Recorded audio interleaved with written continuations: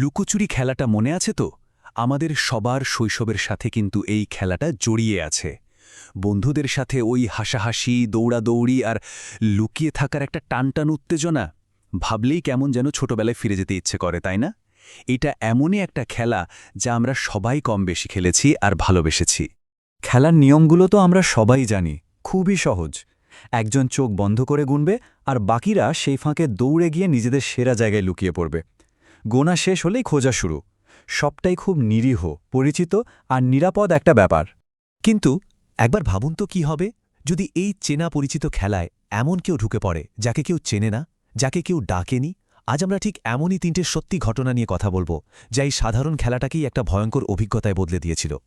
চলুন তাহলে শুরু করা যাক। আমাদের প্রথম গল্পটা এমন একটা পরিস্থিতি নিয়ে, যেখানে নিজের বাড়ি মানে আমাদের সবার সবচেয়ে নিরাপদ আশ্রয়, সেটাই হয়ে ওঠে ভয়ের উৎস।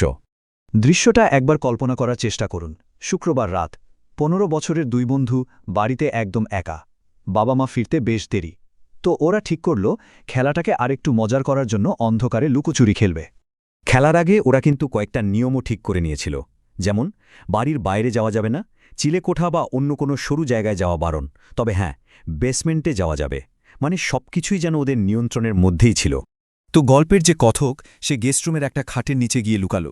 কিছুক্ষণ পর সে শুনল ওর বন্ধু ক্রিস ঘরে ঢুকল, একটু পায়চারি করল আর তারপর ঘর থেকে বেরিয়ে গেল।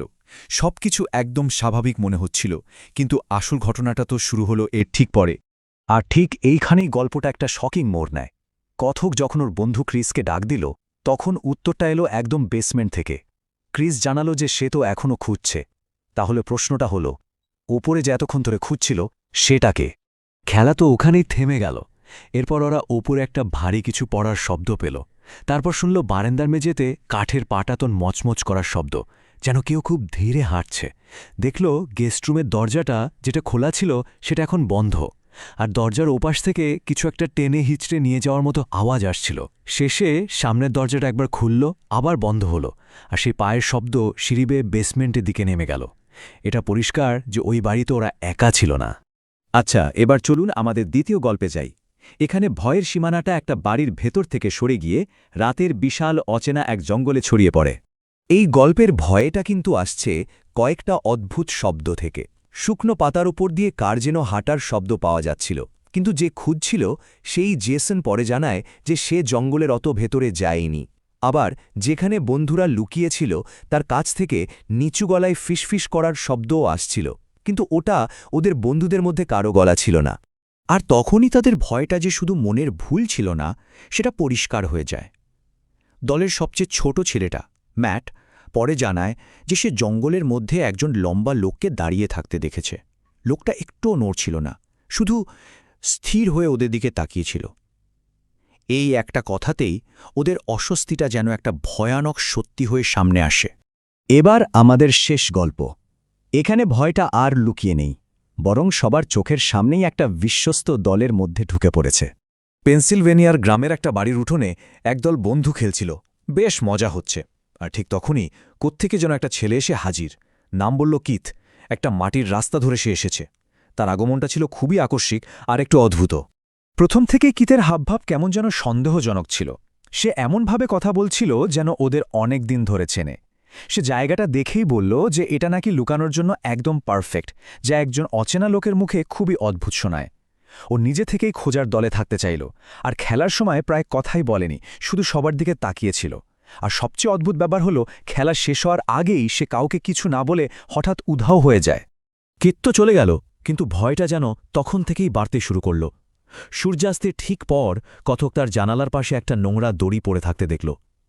রাত 11টা নাগাদ সে তার বন্ধ বেডরুমের দরজার বাইরে ধীর পায়ে হাঁটার শব্দ পেল, যেটা ঠিক দরজার সামনে এসে থেমে গেল।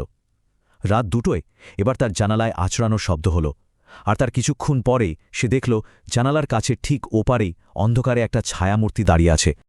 তো এই 3টা আলাদা আলাদা গল্প থেকে আমরা আসলে কি বুঝলাম? প্রত্যেকটা গল্পের মধ্যেই কিন্তু ভয়ের একটা সাধারণ যোগসূত্র আছে। চলুন সেটাই একবার দেখে নিই। দেখুন, প্রথম গল্পে নিজের বাড়িতেই ছিল এক অচেনা অনুপ্রবেশকারী, মানে আমাদের সবচেয়ে নিরাপদ জায়গাও আসলে একটা ভ্রম হতে পারে। দ্বিতীয় গল্পে রাতের জঙ্গলে ছিল একজন নজর রাখা লোক, যা আমাদের মনে করিয়ে দেয় যে বাইরে আমরা কখনই একা থাকি না। আর শেষ গল্পে ব্যক্তিগত উঠোনে ছিল এক ছদ্মবেশী আগন্তুক। এটা দেখায় যে বিপদ অনেক সময় বন্ধুর মুখোশ পরেও আসতে পারে। তাহলে আসল ভয়টা কিন্তু ধরা পড়ার মধ্যে না, আসল ভয়টা হলো সেই হিমশীতল অনুভূতিটা, যখন ধীরে ধীরে বোঝা যায় যে খেলাটা শুরু হয়েছিল তাতে খেলোয়াড়ের সংখ্যা এখন বেড়ে গেছে। শেষ পর্যন্ত এই গল্পগুলো আমাদের মনে একটা অস্বস্তিকর প্রশ্ন রেখে যায়। যখন কেউ অন্ধকারে একা লুকিয়ে থাকে, তখন এটা নিশ্চিত হওয়ার উপায় কি যে খুঁজছে সে পরিচিতই কেউ নাকি অন্য কেউ?